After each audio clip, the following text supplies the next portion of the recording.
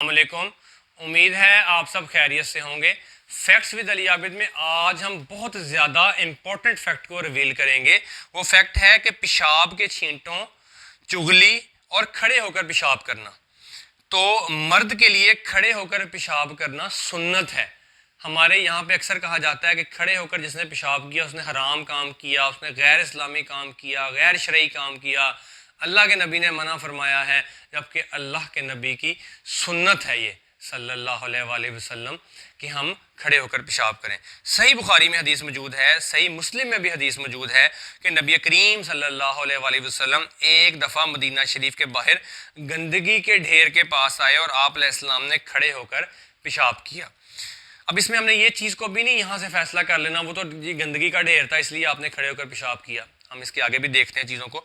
جامعہ ترمذی میں حدیث ہے کہ نبی صلی اللہ علیہ وآلہ وسلم کھڑے ہو کر پیشاب کرنے سے منع فرمایا کرتے تھے. اس کے ساتھ امام ترمذی نے جامعہ ترمذی میں لکھا ہے کہ منع فرمانا ادب سکھانے کے معنوں میں تھا. ہمیں آدھی حدیث بیان کر دی جاتی ہے, اس کے آگے جو امام ترمذی جن کی اصل میں حدیث ہے ان کا قول لکھا ہی نہیں جاتا ہے کہ انہوں نے فرمایا کہ یہ آپ ادب سکھانے کے لیے کام کیا کرتے تھے. یہ صرف جواز کی حد تک ہے. اور خوبصورت بات یہ ہے کہ اس کے بعد امام ترمذی نے ایک اگلا باب باندھا ہے جس میں کھڑے ہو کر پیشاب کرنے کا جواز موجود ہے. تو سب سے بہترین کام امام ترمذی نے کیا کیا, انہوں نے پیشاب نہ کرنا کھڑے ہو کر کی حدیث پہلے لی, اور جو اس سے اگلا باب تھا وہ پیشاب کرنے کے جواز میں اس کے حق میں حدیث لے کر آئے, جس سے یہ چیز کلیئر ہو گئی. ناسخ اور منسوخ کا جو معاملہ وہ بھی حل ہو گیا کہ اس سے پہلے والا عمل منسوخ ہو جاتا ہے.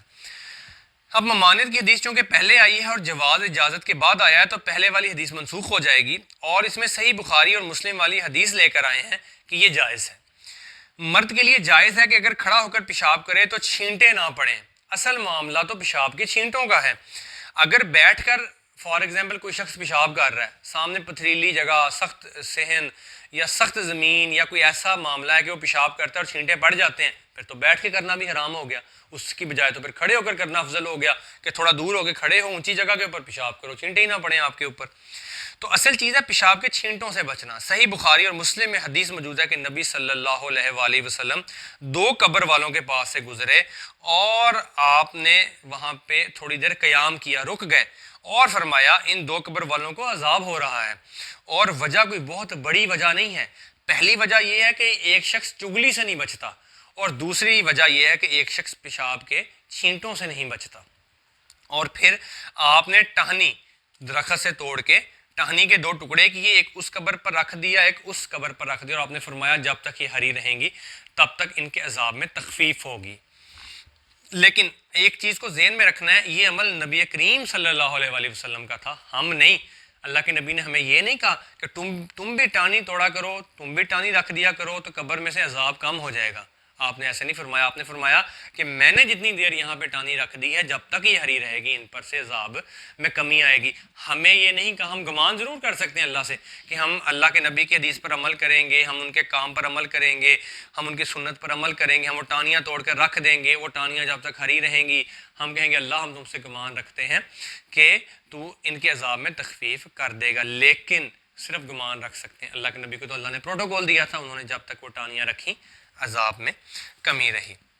صحیح مسلم میں حدیث موجود ہے اور اس کا کچھ حصہ صحیح بخاری میں بھی موجود ہے کہ ایک عورت تھی جو مسجد نبوی کی صفائی کیا کرتی تھی. ایک حبشی عورت تھی اور کالی عورت تھی. تو وہ فوت ہو گئی. 3-4 دن گزر گئے تو حضرت محمد مصطفیٰ صلی اللہ علیہ وآلہ وسلم نے فرمایا صحابہ کرام سے کہ وہ عورت نظر نہیں آتی. انہوں نے کہا وہ تو فوت ہو گئی اللہ کے نبی. آپ نے فرمایا تو تم نے مجھے بتایا کیوں نہیں, میں اس کا جنازہ پڑھتا. چلو مجھے اس کی قبر پر لے چلو. اب ایک کالی عورت ہے, حبشی عورت ہے, صفائی کرنے والی ہے, اور اوپر سے چوتھی چیز عورت ہے. یہ اللہ کے نبی نے اس کو اتنی عزت بخشی کہ آپ علیہ السلام چل کر اس کی قبر پر گئے, آپ نے اسپیشل جا کر وہاں پر جنازہ پڑھا. تو آپ علیہ السلام ہر طبقے کا خیال, ہر طبقے کی عزت, ہر طبقے سے محبت کیا کرتے تھے. اور آپ علیہ السلام نے وہاں پہ صحابہ کو فرمایا کہ یہ قبریں اندھیروں میں ڈوب گئی ہوئی تھیں, میرے یہاں پر جنازہ پڑھنے کی نسبت جو میں نے دوبارہ جنازہ پڑھا اس عورت کا, یہ اندھیروں سے اجالوں میں کنورٹ ہو گئی ہیں. تو اصل مقصد ہے پیشاب کے چھینٹوں سے بچنا. اور افضل یہ ہے کہ جس طرح سے ہم دیکھتے ہیں, ہم اکثر سفر پہ جا رہے ہوتے ہیں یا ہم کسی دعوت پر جاتے ہیں یا ہم کسی معاملات کے لیے کسی دوسری جگہ پر جاتے ہیں، ہم دیکھتے ہیں کہ ہوٹلوں پر، پیٹرول پمپ پر یا کسی اور جگہ پر جہاں ہم رکتے ہیں تو کموڈ وغیرہ لگے ہوئے ہوتے ہیں، دوسرا فلش نہیں لگا ہوتا ہے جس پہ ہم نیچے بیٹھ کے اپنے معاملات کر لیتے ہیں۔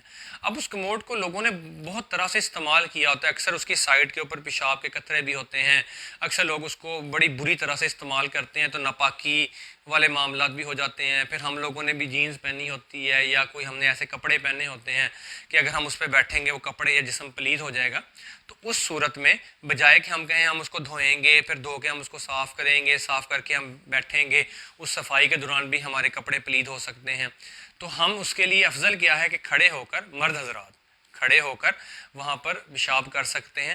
وہ بیٹھنے کی نسبت بہت زیادہ افضل بھی ہے، کیونکہ جب بیٹھنے سے جسم پلید بھی ہوگا اور پیشاب بھی لگنے کا خطرہ ہے کسی اور شخص کا بھی، تو کھڑے ہو کر جب ہم اپنے معاملات کریں گے اس سے ہم نجاست سے بھی محفوظ رہیں گے۔ اور یہ ضروری نہیں ہے کہ جان بوجھ کر پیشاب پھر کرنا ہی کرنا ہے کھڑے ہو کے، یہ ضد بھی نہیں بنانی ہے کہ جب میں واش روم جاؤں، جب میں کہیں جاؤں، میں جان کے کھڑا ہو کے پیشاب کروں۔ آپ علیہ السلام نے یہ نہیں فرمایا کہ جب بھی تم پیشاب کرو کھڑے ہو کر کرو، اور یہ بھی نہیں اب اس میں آیا ہے کہ جب بھی پیشاب کرو تم بیٹھ کر کرو، کھڑے ہو کر نہیں کر سکتے ہو۔